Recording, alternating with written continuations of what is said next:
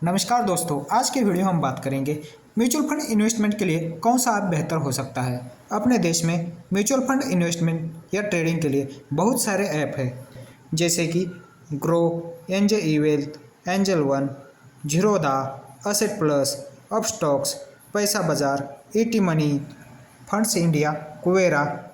ऐसे बहुत सारे म्यूचुअल फंड ऐप है, उसमें से हम म्यूचुअल फंड में इन्वेस्टमेंट कर सकते हैं। और इसके अलावा बहुत सारे ऐसे बैंक भी है जो खुद का म्यूचुअल फंड ऐप चला रहे हैं। लेकिन जो बैंक म्यूचुअल फंड का ऐप चला रहे हैं, अगर मान लो एचडीएफसी म्यूचुअल फंड का ऐप में हम इन्वेस्टमेंट शुरू करते हैं तो सिर्फ हम एचडीएफसी के जितने फंड है उसमें ही इन्वेस्टमेंट कर सकते हैं। अगर हम एक्सिस म्यूचुअल फंड का ऐप लेकर इन्वेस्टमेंट करेंगे तो सिर्फ एक्सिस बैंक के रिलेटेड जितने म्यूचुअल फंड में ही हम इन्वेस्टमेंट कर सकते हैं। यानी कि अगर एसबीआई का म्यूचुअल फंड में इन्वेस्टमेंट करना है तो हम एसबीआई का म्यूचुअल फंड ऐप लेकर उसमें इन्वेस्टमेंट जर्नी स्टार्ट कर सकते हैं। अगर आपको एक ही फंड में काफ़ी सारे म्यूचुअल फंड में इन्वेस्टमेंट करना है तो आपको कोई थर्ड पार्टी ऐप ही लेना पड़ेगा। इसके अलावा हम ऑनलाइन बैंकिंग या ट्रांजैक्शन के लिए जो ऐप यूज़ करते हैं, जैसे कि फ़ोनपे, पेटीएम, इसमें से भी हम म्यूचुअल फंड में इन्वेस्टमेंट कर सकते हैं।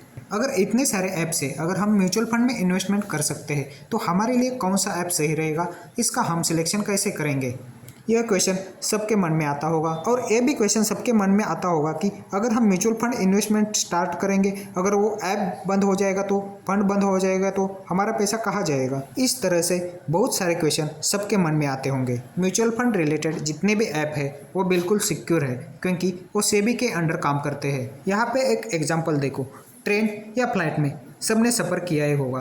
ट्रेन या फ्लाइट का टिकट लेने के लिए काफ़ी सारे अलग अलग प्रकार ऑप्शन रहते हैं, जैसे कि हम सीधा विंडो टिकट ले सकते हैं, या आपने खुद का मोबाइल से भी बुक कर सकते हैं, या किसी एजेंट के थ्रू भी ट्रेन या फ्लाइट का टिकट बुक कर सकते हैं। फाइनली हमें जिस ट्रेन या फ्लाइट से जाना है उसी का टिकट या सीट मिल जाता है। म्यूचुअल फंड में भी ऐसे ही है। आप किसी भी ऐप के थ्रू म्यूचुअल फंड में इन्वेस्टमेंट करोगे तो आप जिस पर्टिकुलर म्यूचुअल फंड में इन्वेस्टमेंट करना चाहते हैं आपका पैसा उसी में ही जाएगा। यह म्यूचुअल फंड के सारे ऐप्स है, इसको हम थर्ड पार्टी ऐप बोलते हैं। डायरेक्ट म्यूचुअल फंड एएमसी से इन्वेस्टमेंट करना बहुत ही मुश्किल है और इसके अकाउंट मेंटेनेंस चार्ज भी काफ़ी ज़्यादा रहते हैं। इसीलिए अगर हमें पूरा ऑनलाइन प्रोसीजर करना है तो कोई भी एक थर्ड पार्टी का ऐप चुनकर हम उसमें इन्वेस्टमेंट शुरू कर सकते हैं। म्यूचुअल फंड ऐप सिलेक्शन करते समय किन किन बातों का ध्यान रखना चाहिए मैं यह आगे बताऊंगा, क्योंकि हम अगर लॉन्ग टर्म के लिए इन्वेस्टमेंट कर रहे हैं तो सही ऐप का सिलेक्शन करना बहुत ही ज़रूरी है। अगर हम जिस म्यूचुअल फंड ऐप में इन्वेस्टमेंट करना चाहते हैं उसमें कौन सी फैसिलिटी अवेलेबल होना चाहिए या उसमें कौन से ऑप्शन होना चाहिए यह मैं बताऊँगा। सबसे पहले उस ऐप में स्टॉप और स्टार्ट एसआईपी का ऑप्शन होना बहुत ही ज़रूरी है, क्योंकि हम अगर किसी दूसरे फंड में एसआईपी करना चाहते हैं तो स्टार्ट एसआईपी का ऑप्शन होना बहुत ज़रूरी है। और अगर हमारे कोई इमरजेंसी हो और हम म्यूचुअल फंड एसआईपी बंद करना चाहते हैं उसके लिए उस ऐप में स्टॉप एसआईपी का ऑप्शन होना ज़रूरी है। दूसरा ऑप्शन आता है स्विच।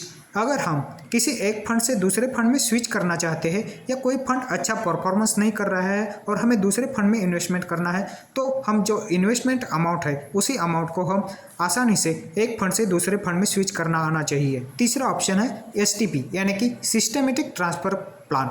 हम इसमें एक फंड से दूसरे फंड में पैसा ट्रांसफ़र कर सकते हैं, यानी कि अगर हम किसी लिक्विड फंड में इन्वेस्टमेंट कर रहे हैं और मार्केट डाउन होगा और हम एक फंड से दूसरे फंड में अमाउंट को ट्रांसफ़र करके लमसम इन्वेस्टमेंट करना चाहते हैं तो हम एसटीपी का ऑप्शन चूज कर सकते हैं। चौथा ऑप्शन मतलब सिस्टमेटिक विड्रॉल प्लान एसडब्ल्यूपी, यह भी ऐप में आसानी से अवेलेबल होना चाहिए। अगर हम किसी हाइब्रिड फंड में कुछ अमाउंट एक साथ यानी कि 5 लाख 10 लाख रुपए अमाउंट डालकर हर मंथ हमारे खर्चे के लिए पेंशन लेना चाहते हैं तो एसडब्ल्यूपी का ऑप्शन होना भी बहुत ज़रूरी है।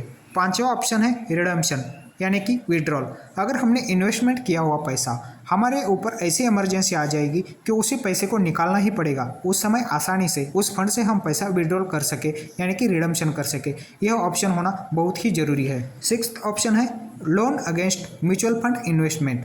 अगर हमारे ऊपर ऐसी इमरजेंसी आए कि हमने जो इन्वेस्टमेंट किया हुआ पैसा है उसके ऊपर हमें ज़रूरत पड़ने पर लोन लेने की सुविधा रहना चाहिए। लोन अगेंस्ट म्यूचुअल फंड यह बहुत कम ऐप में अवेलेबल है, इसीलिए आप म्यूचुअल फंड इन्वेस्टमेंट स्टार्ट करते समय ही ऐसा आप चूज़ किए जिसमें loan against against mutual fund यह ऑप्शन होना चाहिए। इसका मतलब यह है कि हमने म्यूचुअल फंड में मान लो 1 लाख रुपए इन्वेस्टमेंट किया है और हमें इमरजेंसी में 20,000 की जरूरत पड़ी है, तो हम सीधा म्यूचुअल फंड में इन्वेस्टमेंट किया हुआ पैसा ना निकाल कर हम उस ऐप के थ्रू जो हमारा इन्वेस्टमेंट है उसके ऊपर लोन ले सकते हैं। सातवां ऑप्शन है लंप सम इन्वेस्टमेंट। अगर मार्केट करेक्शन होता है या मार्केट में कोई बिग फॉल आता है तो हमारा जो एसआईपी चल रहा है उसमें हम लंप सम इन्वेस्टमेंट करने का ऑप्शन उस ऐप में होना चाहिए। उसके बाद टॉपअप एसआईपी, यानी कि हर साल हम अगर इस साल 5,000 का एसआईपी कर रहे हैं तो अगले साल 10% बढ़ाकर यानी कि 5,500 का एसआईपी कर सकते हैं। ये टॉपअप एसआईपी वाला ऑप्शन भी उस ऐप में होना जरूरी है। अगर हम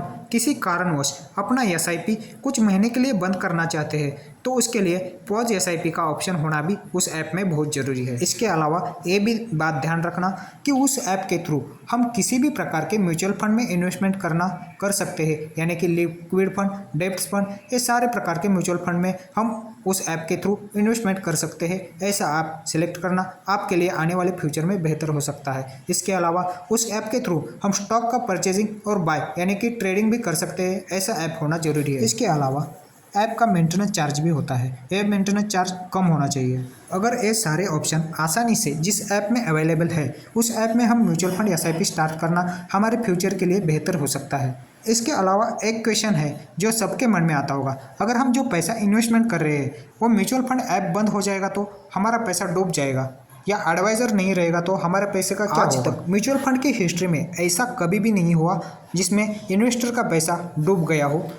अगर म्यूचुअल फंड ऐप बंद हो जाएगा तो हर एक म्यूचुअल फंड एएमसी का ऑफिस रहता है। जैसे कि हम अगर एचडीएफसी का बात करें तो इसमें एचडीएफसी बैंक का एचडीएफसी म्यूचुअल फंड का ऑफिस रहता है। सेम इसके जैसे यूटीआई का ऑफिस रहता है, एसबीआई का अलग से ऑफिस रहता है। इस तरह से हम जिस भी म्यूचुअल फंड में इन्वेस्टमेंट कर रहे हैं उसी म्यूचुअल फंड एएमसी का हर जगह पे ऑफिस रहता है। अगर किसी को इन सारी चीज़ों के ऊपर भरोसा नहीं है तो आपका अकाउंट जिस बैंक में है सीधा उस बैंक में जाकर उस बैंक जो म्यूचुअल फंड चला रहे हैं उसमें हम इन्वेस्टमेंट कर सकते हैं। जैसे कि अगर आपका अकाउंट एसबीआई बैंक में है तो एसबीआई बैंक भी बहुत सारे म्यूचुअल फंड चला रहे हैं। SBI small cap, SBI mid cap, SBI flexi cap, SBI technology fund, ऐसे बहुत सारे फंड एसबीआई बैंक चला रहा है। उसमें हम एसबीआई के बैंक में जाकर एसबीआई के म्यूचुअल फंड में इन्वेस्टमेंट कर सकते हैं। अगर फ्यूचर में कोई म्यूचुअल फंड ऐप बंद हो जाएगा तो आपको एक बात याद रखना चाहिए, जिस समय आप म्यूचुअल फंड अकाउंट ओपन करते हैं उस समय डीपीआईडी, क्लाइंट आईडी